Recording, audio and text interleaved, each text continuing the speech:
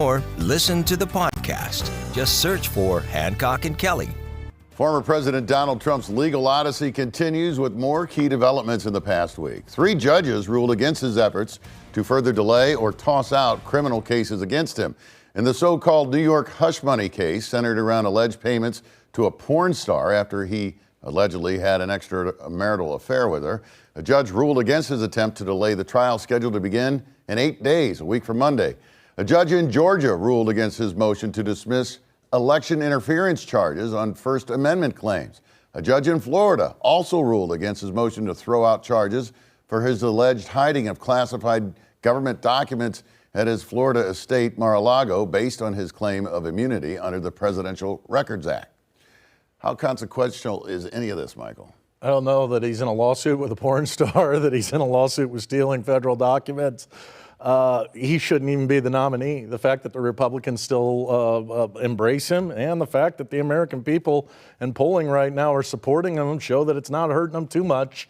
I think that could change over the next couple of months when people start to focus between the binary choice that this is our alternative to Joe Biden. The one that really seems to be moving forward is New York, the hush money case. But you all along have said that that's probably where he's least exposed. Well, so Michael Cohen went to jail in part for a Federal Election Commission violation because the porn star payoff was never disclosed on the FEC paperwork, right?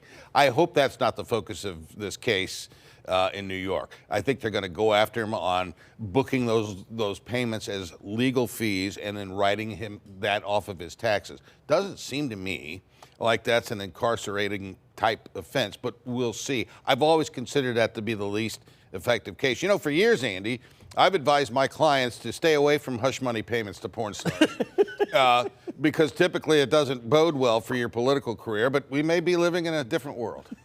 And the Florida case, it sort of opens the door for him somehow, even though she ruled against him? She has, Aileen Cannon has really delayed this case. This is the most significant case. It's the most serious case, and it's now the most delayed case, even more so than Georgia. It's the one that the most politics is being played with, and ultimately you're going to see the Justice Department have to go to the higher federal court to have this judge removed. Could be. An Israeli airstrike killed 7 aid workers in Gaza. They worked for the World Central Kitchen. This has sparked outrage around the world and ratcheted up pressure on President Biden over U.S. support for Israel in the war with Hamas. Israel has investigated the tragic mistake and relieved those responsible of their duties. But in a call with Israeli Prime Minister Benjamin Netanyahu this week on Thursday, President Biden demanded that Israel conduct the war with greater concern for civilian life in Gaza. Secretary of State Antony Blinken said the level of U.S. support for Israel will change if Israel fails to do something about this. Michael, Hamas terrorists embedded themselves, always do, with civilians to protect themselves. They spark outrage. They get people killed by hiding out in there. They still have more than 130 hostages in Gaza. And they killed 1,200 people in Israel on October 7th in the terror attack that started everything. How can we be worried about Hamas? Why don't people blame Hamas? Because these people are fish in a barrel right now. And it seems to me that the returning of the hostages seems to have taken second and third seat to President Vladimir Netanyahu's issue right there over in Israel. I think the president stands right by saying, hey, look, we're financing this deal. We're paying for it. You were taken and had a terrorist attack. You deserve a right to respond. But it doesn't seem like there's a long-term plan here. And now it's just killing civilians on a daily basis.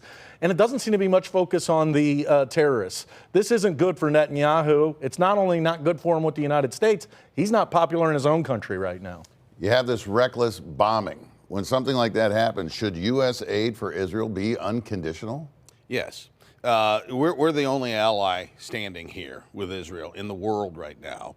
They are and always are under attack and under assault and in danger from their neighbors. That is the reality they live in. Now, has Benjamin Netanyahu prosecuted this war in a perfect way? No. Is Benjamin Netanyahu pursuing this war for partially for his own political benefit? Yes. Is Joe Biden worried about his left flank abandoning him for his support of Israel? Yes. There's more domestic politics going on here. I don't know that any prime minister in Israel would be appreciably doing anything differently to prosecute this war than Netanyahu is right now. Still to come, our quote of the week with a controversial take on those being prosecuted for their actions on January 6th. And will the defining election issue of 2024 from Florida to Missouri be abortion rights?